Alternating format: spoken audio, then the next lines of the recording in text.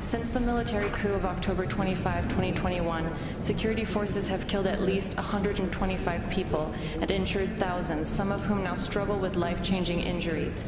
So far, no one has been held to account for these abuses. This week, security forces shot dead an 18-year-old protester while detainees alleged to be involved in the killing of a military officer complained in court that they had been recently mistreated in prison. Since late 2019, local populations in Darfur, notably those displaced, have faced waves of attacks and abuses, including killings, destruction of houses, and essential infrastructure in an ongoing context of impunity. Still ongoing is a political process to establish a new transition. Worryingly, so far agreements have failed to prioritize the rights and accountability agenda or to set timeframes around achieving key reforms. High Commissioner, as communities in Darfur continue to face the consequences of 20 years of impunity and Sudanese throughout the country take to the streets to call for a rights-respecting future, what can be done to ensure human rights and accountability for serious abuses remains central to any new transition in Sudan? I thank you.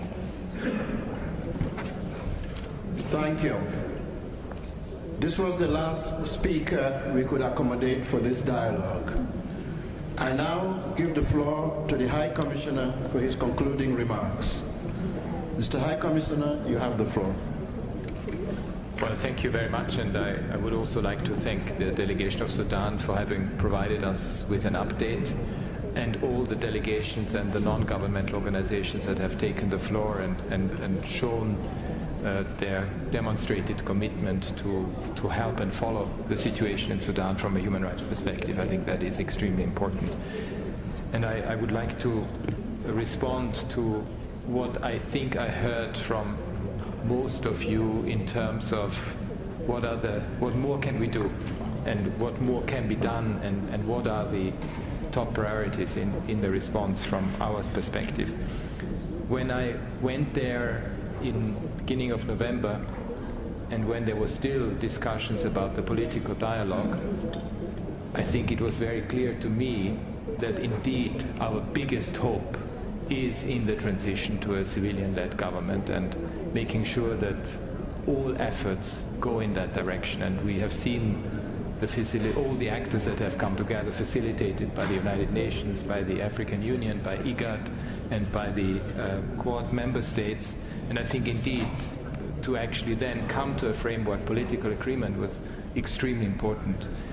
It is absolutely clear that our biggest hope is that this political framework agreement, which has in it, and I think a number of you also mentioned it, human rights at its core, that political framework agreement translates into a future agreement that again covers the main human rights issues that we face.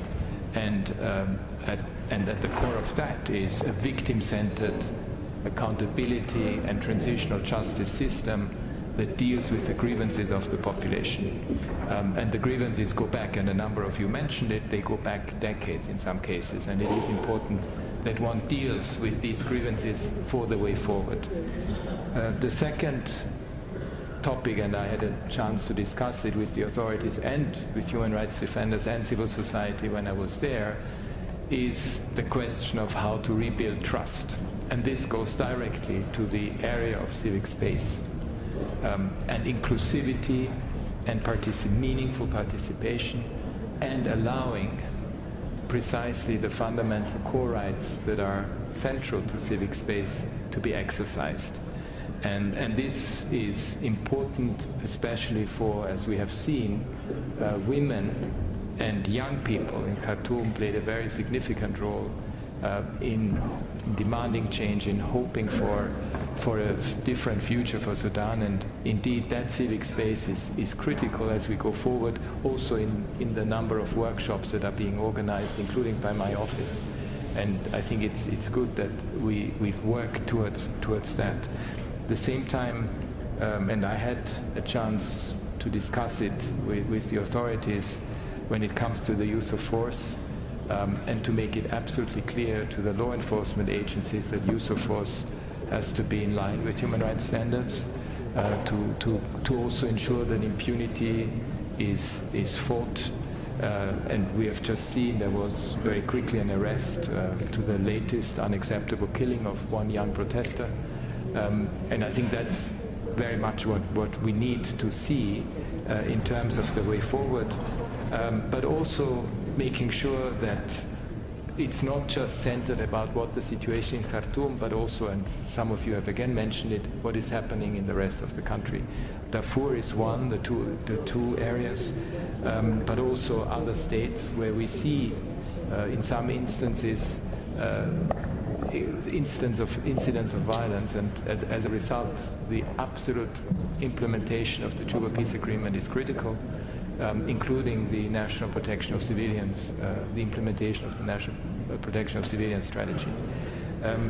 Indeed, what we can build on is this cooperation that my office has, my designated expert has, that the human rights system has on the way forward, and that's a very important building block to work further on as we go forward and as we accompany the transition that Sudan is going through. As I said, transitions are never easy. We also need to think about the day after, and we need to be prepared for it, including on the part of the international community to support whatever goes forward, and again, in really fulfilling the aspirations of the people of Sudan. Thank you.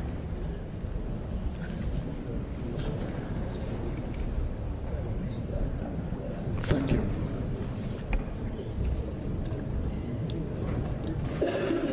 Thank you, Mr. Vice President, High Commissioner, Excellencies. In addition to what the High Commissioner has mentioned in terms of positive developments in Sudan, in addition also to the fact that there is a very positive interaction between the authorities and the Office of the High Commissioner, and they have also very much facilitated my mission in the country, I would like to add just a few points. For example, mention that there are ongoing efforts to prevent and resolve inter-communal conflicts in Sudan. During my visit, the Attorney General assured that the Office of the High Commissioner will be allowed to follow up with the judiciary on human rights related cases. Most importantly, the conferences or the workshops that have been discussing some of the outstanding issues of the political framework agreement. These are the Juba Peace Agreement, the dismantling of the former regime, and the situation and development in eastern Sudan.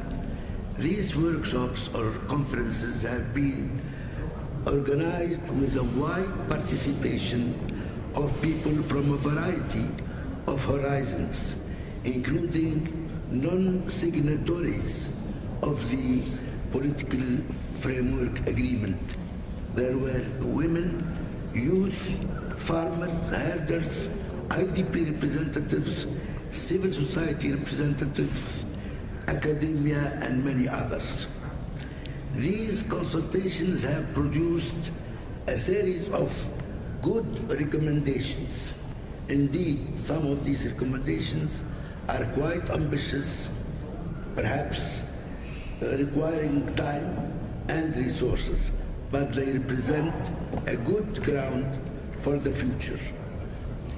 The Sudanese authorities often claim that in the lack of resources and in the absence of a legislative body, they are not in a position to introduce all the changes to improve the human rights conditions in the country. I believe, however, that there are many concrete actions that can be taken nearly at no cost, and which would build trust between the Sudanese people and the state institutions. The High Commission has mentioned many of these, such as banning impunity and ensuring accountability, widening the civic space, and facilitating the work of humanitarian organizations and of civil society entities, publicly announcing a zero-tolerance policy towards sexual violence, publicly condemning the hate speech, middle-age practices such as death by stoning or amputation are to be abolished without further delay, issuing clear instructions to the security forces to stop the use of excessive force against protesters, speed up the deployment of security officers that have been trained as part of the national plan for the protection of civilians. His Excellency, the Minister of Justice, informed yesterday that this deployment has already started, particularly in the Darfur regions, lifting the immunity of police and security officers when they are suspected of violations of human rights, paying more attention to the IDPs, get closer to them, listen to them, consult them and associate them in the design of future plans. These actions do not require much funding, and they do not require a legislative body, and they do not need to wait for a civilian government. They simply require good political will from the authorities and a genuine desire to build confidence between the population and their institutions. Mr. President, my conclusion, having met with and spoken to a wide range of stakeholders, is that at this challenging time, what is needed from all sides in Sudan is to put aside their personal feuds, interests, and ambitions, to remain engaged, realistic, but perseverant, with one objective in mind, and that is to pull Sudan back from the brink, with expressions of goodwill and commitment to dialogue. It should be possible to build a future Sudan. Mr. President, High Commissioner, I remain at your service and the service of the Council, and look forward to our collective and continued engagement in relation to this issue. Thank you. Thank you. Thank you so much. This brings us to the end of the interactive dialogue. I wish to thank the High Commissioner and the designated expert on the Sudan for their participation in this dialogue. We will now take a short break before the interactive dialogue on the High Commissioner's report on the occupied Palestinian territory.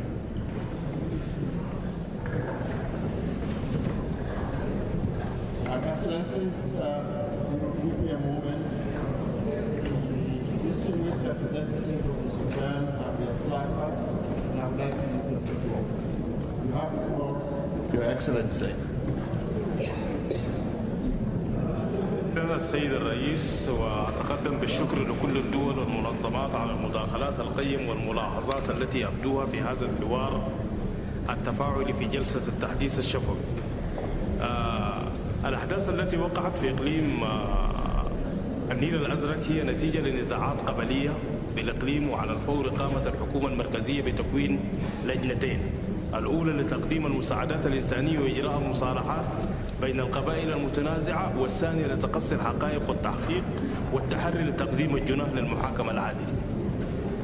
فيما يتعلق بالإحصائيات للقتلى بعدد 441، أعتقد أن هذه المعلومة غير صحيحة ومستقاة من مصادر غير معلومة لدينا خالصا، وهذا ما ظللنا نشكو منه أن يعني الآليات وآليات حقوق الإنسان الموجودة في السودان تستقي معلوماتها بدون التشاور معنا.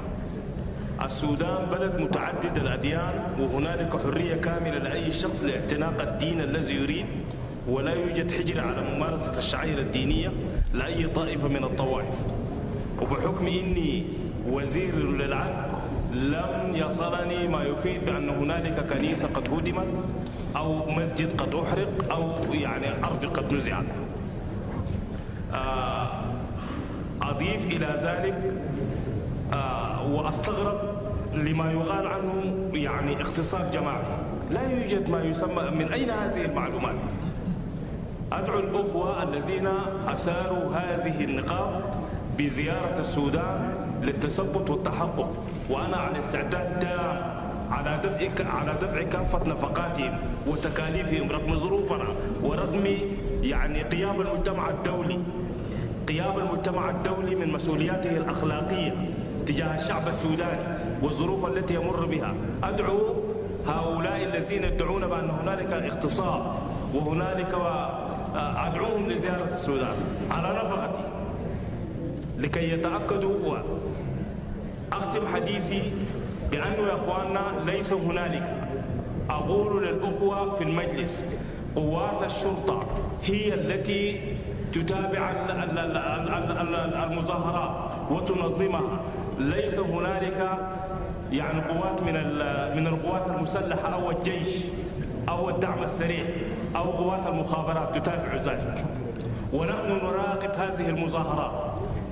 نراقب هذه المظاهرات من النيابة ومن وزارة العدل. حتى العساكر الذين أو أفراد الشرطة الذين يتابعون هذه المظاهرات نحن نجرد حتى أسلحتهم من الذخيرة. ومثل ما تساءل الأخوة أيضا أنا أتساءل لماذا لا يأتي المجتمع الدولي ويعرف معنا من الذين يقتلون هؤلاء المتظاهرين؟ فليساعدنا المجتمع الدولي لكي نجد ونقف على من يقتل هؤلاء المتظاهرين. وشكرا جزيلا. Thank you, Excellencies. I did not want to interrupt because it's the Honorable Minister of the member state concerned speaking. But normally, the procedure, we don't take the floor at the end of the interactive dialogue.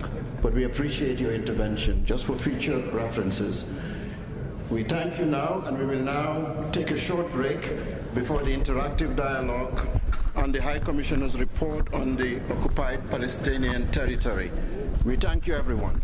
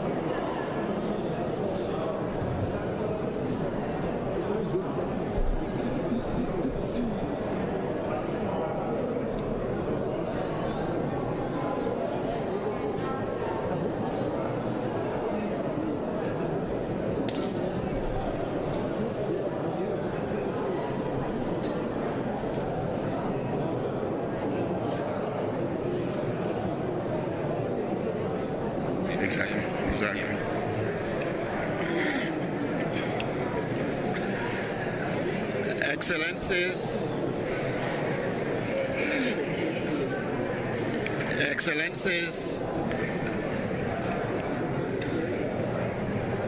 we would like to return. Excellencies, I'm calling for order so that we can get back to the session.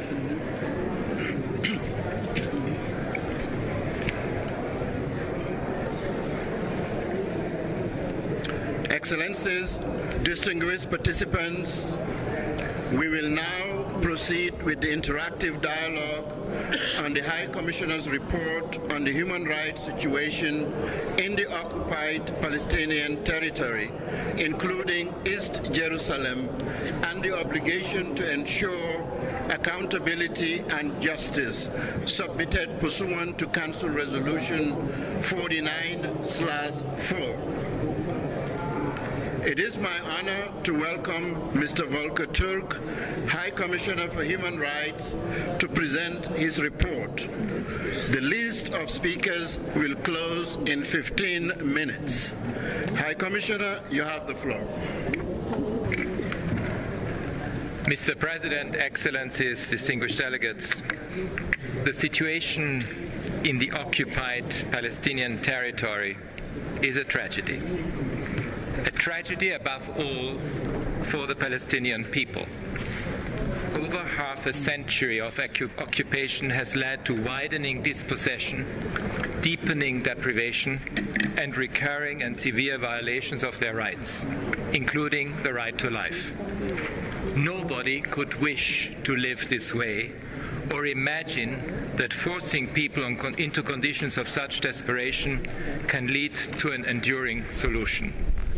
The people of Israel also suffer from this situation: insecurity, pain, loss, and fear.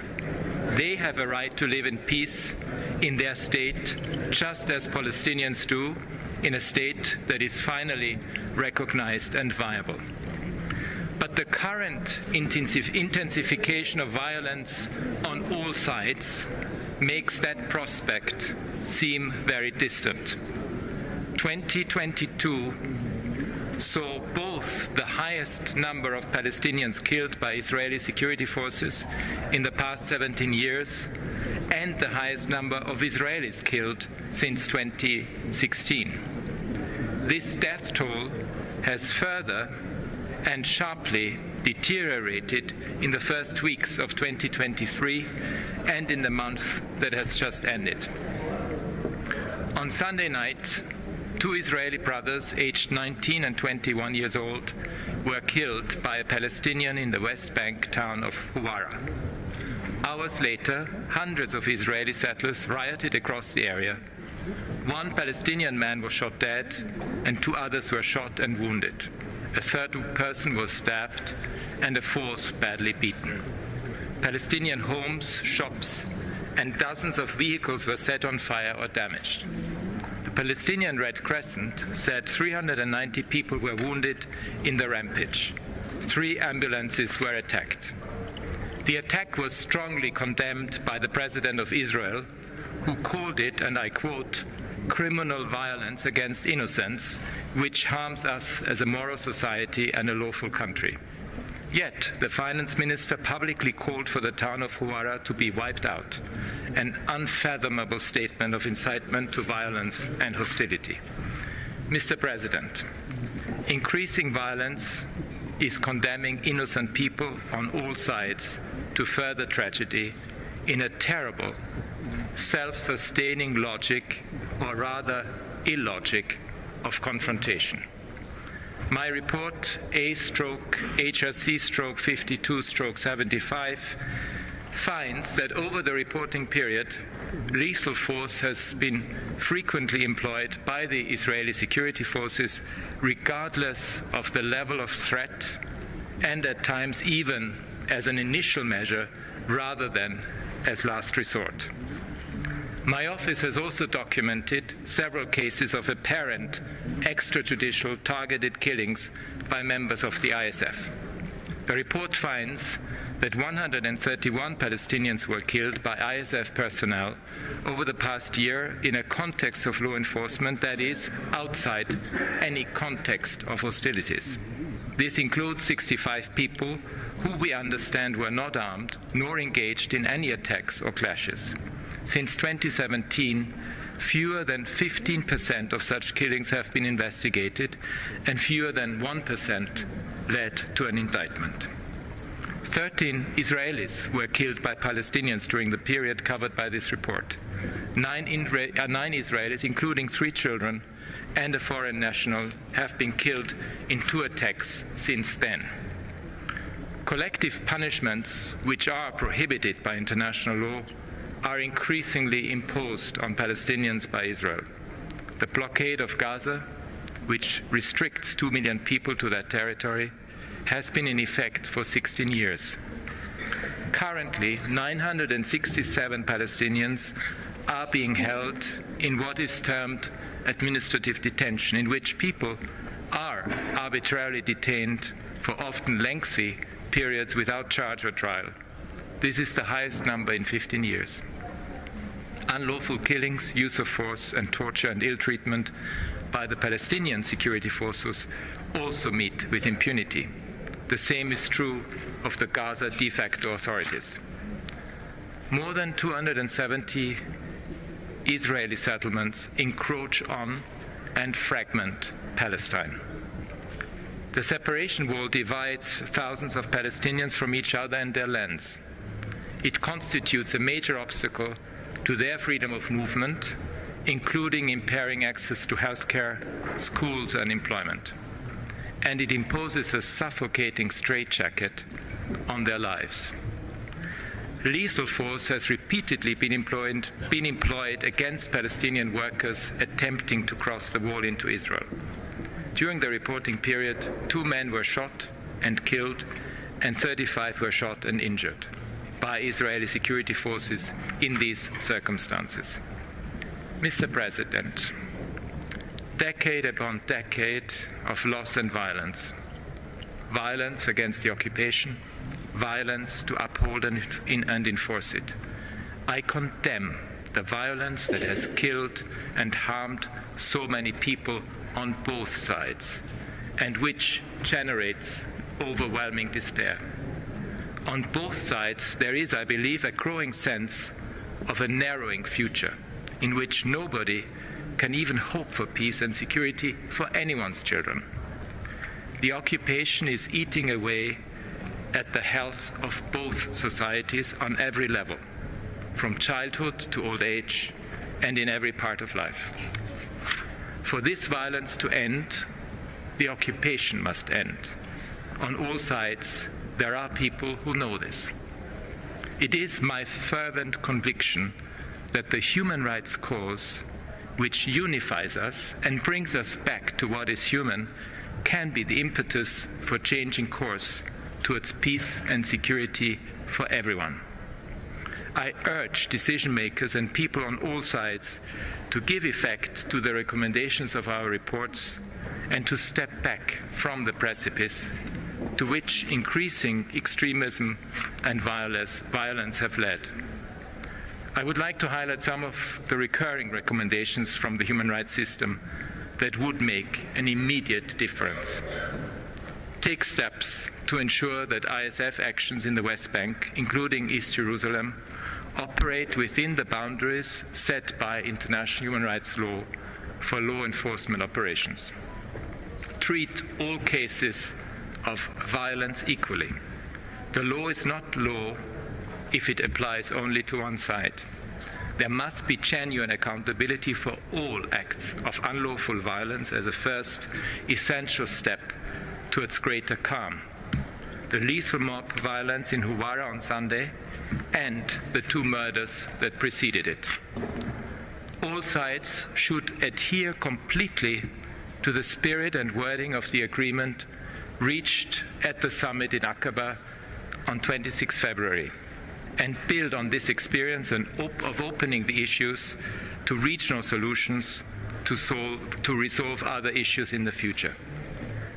prevent or, when they occur, investigate and prosecute abuses at checkpoints, end the blockade of Gaza, ease instead of tighten restrictions to improve people's lives and allow them to breathe, and tug young people, indeed people of every age and political opinion, away from further violence and extremism and the illusion that this represents any solution.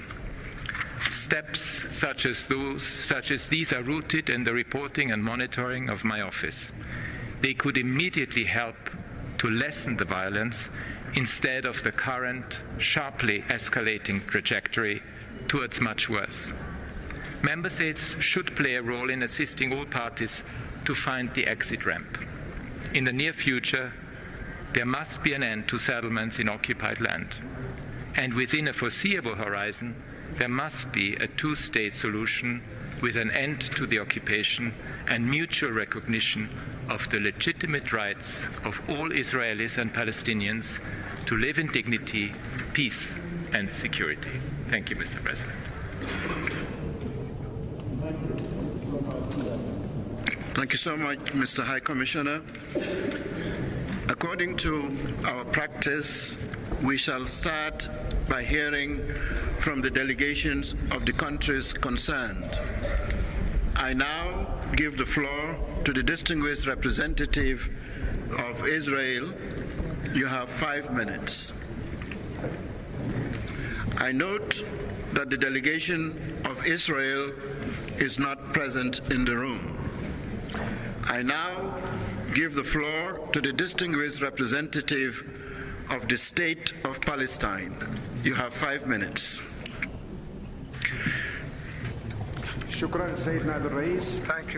بداية أود أن أتوجه بالشكر للسيد المفوض السامي ومكتبه على إعداد هذا التقرير والذي تم عرضه بشكل جيد على المجلس، مع ملاحظتنا عدم التوازن عندما يتعرض التقرير لإسرائيل بصفتها قوة قائمة بالاحتلال ودولة فلسطين التي تقع تحت الاحتلال الاستيطاني الاستعماري والذي يشكل منظومة أبرتايد وفصل عنصري. لقد رصد التقرير بعض الانتهاكات التي قامت بها قوات الاحتلال حتى نهاية شهر أكتوبر من العام الماضي، وبحسب بيانات وزارة الصحة الفلسطينية فإن عدد الشهداء الفلسطينيين العام الماضي وصل إلى 224. وهناك الكثير من الانتهاكات الجسيمة في المجالات المختلفة والتي اطلعتم عليها في التقرير والتي قامت بها حكومة الاحتلال السابقة. سيد الرئيس، منذ تسلم حكومة الاحتلال الجديدة مهامها بزعامة نتنياهو والتي تضم عدد من القتلة والمجرمين والتي بدأت بتصعيد جديد للشعب الفلسطيني والأسرى داخل السجون والاعتداء على المساجد والكنائس واقتحام المسجد الأقصى من قبل الإرهابي بن جفير يوم 6 يناير، إضافة إلى اتخاذ إجراءات عقابية ضد الشعب الفلسطيني والقيادة والمجتمع المدني بسبب قرار الجمعية العامة بطلب رأي استشاري من محكمة العدل الدولية حول ماهية الاحتلال طويل الأمد، إضافة إلى موافقة الكنيسة على قوانين عنصرية منها سحب الجنسية والإقامات، وكذلك الموافقة بالقراءة الأولى لقانون إعدام الأسرى الفلسطينيين، والموافقة على تشريع 9 بؤر استيطانية جديدة. كل ذلك تزامن مع الاجتياحات لمخيم جنين ونابلس وقتل العشرات من المدنيين الفلسطينيين بما فيهم الأطفال والنساء. فقد بلغ عدد الشهداء منذ بداية هذا العام حتى اليوم 66 منهم 17 طفلا. وقد تابعتم ما حصل يوم الأحد الماضي من اعتداء وعربدة المستوطنين في قرية حوارة من حرق للمنازل وتدمير للممتلكات والاعتداء على المواطنين وبحماية جيش الاحتلال. وتابعتم تصريح لوزير المالية الإرهابي سموتريتش والذي طالب بإبادة قرية حوارة وسكانها، والبعض لا زال يصف إسرائيل بأنها بلد ديمقراطي. سيد الرئيس، على مدار الأسبوع استمعنا لكلمات العديد من المسؤولين الأمميين وممثلي الدول حيث تعرضوا إلى أوضاع حقوق الإنسان في عديد من دول العالم، ومناطق الصراع، ولم يتطرق معظمهم إلى ذكر الجريمة القانونية والإنسانية التي ترتكب بحق الشعب الفلسطيني. هل هذا خوف من إسرائيل ومن لوبياتها المختلفة؟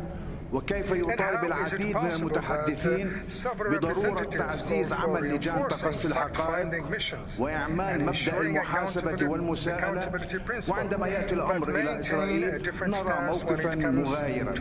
فيوم أمس تحدث السيد بلينكن عن كل هذا وعن عالمية حقوق الإنسان، وبدون خجل هاجم لجنة تقصي الحقائق المكلفة من مجلسكم الموقر بالتحقيق في كافة الانتهاكات في فلسطين وإسرائيل، وهاجم مرة أخرى البند السابع الذي يستفرد بإسرائيل حسب الدعاية، ولم يتطرق إلى الأعمال الوحشية التي ترتكب على يد حكومة القتلة وميليشيات المستوطنين منذ العام الحادي.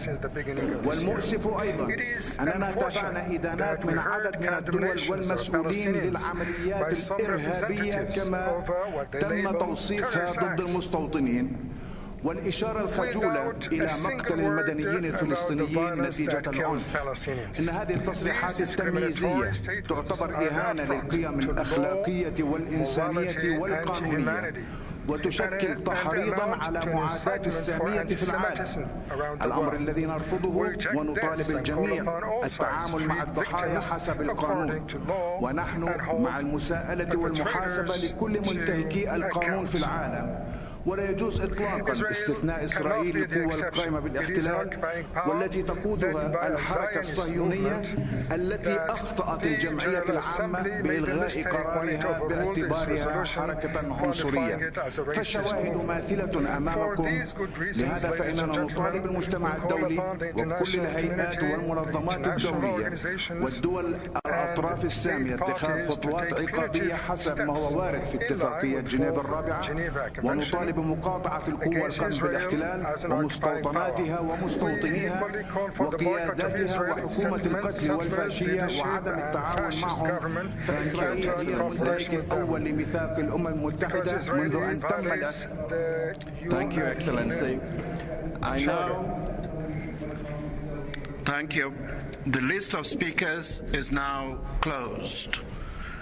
I now invite interested delegations to ask questions to the High Commissioner and to make comments on the report. I give the floor to the distinguished delegation of Qatar on behalf of the group of Arab states. سيد الرئيس، يشرفني أن ألقي هذا البيان باسم المجموعة العربية. اطلعت المجموعة العربية على التقرير المقدم من قبل المفوض السامي، وتعرب عن بالغ القلق حيال الاستمرار في رسم صورة الأطراف المتساوية في الالتزامات والواجبات بين إسرائيل القوة القائمة بالاحتلال والدولة المحتلة في التقارير، وندين رفض إسرائيل التعاون مع مكتب المفوض السامي لحقوق الإنسان وآليات المجلس. منذ تشكيل الحكومة الإسرائيلية المتطرفة الحالية سعت سلطات الاحتلال إلى تصعيد اعتداءاتها العسكرية على المدن الفلسطينية، مرتكبة انتهاكات جسيمة وجرائم حرب وضد الإنسانية وفصل عنصري.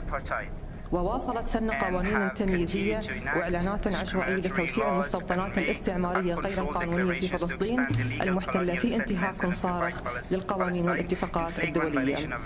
وقامت إسرائيل منذ بداية العام الحالي بقتل 67 فلسطينيا واعتقال ما لا يقل عن 1000 فلسطيني وهدم 58 منزلا، وارتكب مستوطنوها أكثر من 330 هجوما إرهابي كجزء من سياسة منهجية لإيذاء الفلسطينيين. السيد الرئيس، أن مكافحة الإفلات من العقاب يجب أن يكون محط إجماع الدول كافة، وبهذا الخصوص ندعو المجتمع الدولي والدول الأطراف السامية في اتفاقية جنيف الرابعة تحمل المسؤولية واتخاذ جميع الإجراءات اللازمة لضمان تحقيق المساءلة والعدالة في جميع الانتهاكات والجرائم التي ترتكب بحق الشعب الفلسطيني، وإنهاء الاحتلال الإسرائيلي الاستعماري العنصري. شكرا للسيد الرئيس. Thank you. I now give the floor to the distinguished representative of the European Union. Thank you. The European Union remains concerned by the human rights situation in the occupied Palestinian territory. We are concerned about the increasingly high number of civilian casualties as a result of actions inter alia by Israeli security forces. The use of force must be proportionate when unavoidable to protect life.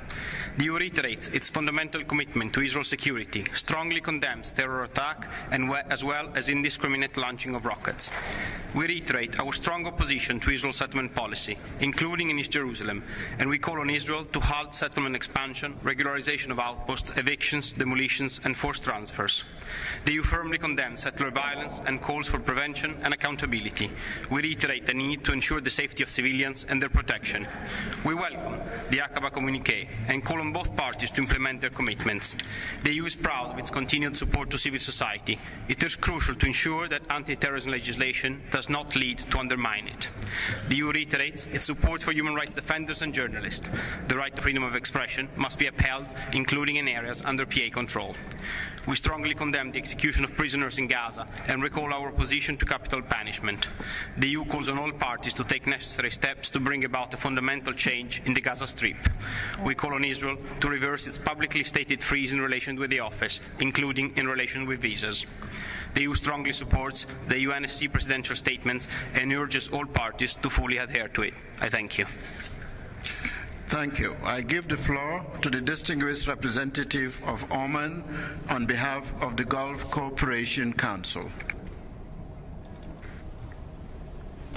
السيد الرئيس، يسرني أن ألقي هذا البيان نيابة عن دول مجلس التعاون لدول الخليج العربية. تعرب دول مجلس التعاون عن امتنانها للمفوضية السامية لحقوق الإنسان لتقديمها تقييما شاملا لحالة حقوق الإنسان في الأراضي الفلسطينية المحتلة وتسليطها الضوء على انتهاكات حقوق الإنسان المستمرة في الأراضي المحتلة ومدى الالتزام بموجب ضمان المساءلة وتحقيق العدالة. وتعبر دول مجلس التعاون عن قلقها البالغ إزاء الوضع على الأرض والذي يستمر في التدهور مع عدم وجود علامات على وقف التصعيد، وتأسف لما يبرزه التقرير من غياب تام لأي محاسبة أو مساءلة للمسؤولين عن الانتهاكات بحق المدنيين الفلسطينيين والانتهاكات العديدة لحقوق الإنسان التي ترتكبها قوات الاحتلال، بما في ذلك استخدام القوة المفرطة ضد الفلسطينيين والعقاب الجماعي لسكان غزة وتوسيع المستوطنات وهدم منازل الفلسطينيين وممتلكاتهم. السيد الرئيس، تؤكد دول مجلس التعاون على رفضها التام لكافة الانتهاكات المنهجية التي ترتكبها قوات الاحتلال الإسرائيلي وتعتبرها انتهاكا صارخا للقانون الإنساني الدولي والقانون الدولي لحقوق الإنسان، وتدعو إسرائيل إلى الوفاء بالتزاماتها بموجب القانون الدولي واحترام حقوق الإنسان لجميع الفلسطينيين. وتعبر دول المجلس في الختام عن وقوفها إلى جانب الشعب الفلسطيني في سعيه لتحقيق العدالة، كما تجدد التأكيد على موقفها الراسخ تجاه القضية الفلسطينية باعتبارها القضية الأولى للعرب والمسلمين، وعن دعمها الثابت لإقامة الدولة الفلسطينية المستقلة ضمن حدود عام 1967 وعاصمتها القدس الشرقية وفق مبادرة السلام العربية وقرارات الشرعية الدولية. وشكرا سيد الرئيس. Thank you. I give the floor to the distinguished representative of Pakistan on behalf of the OIC. Thank you, Mr. Vice President. The OIC takes note of the High Commissioner's report. We reiterate our grave concerns over attempts to create a false equivalence between Israel as an illegal occupier and the occupied people of Palestine. There can be no legitimacy for a colonizing state whose crimes against humanity over decades are well established under international law. The OIC strongly condemns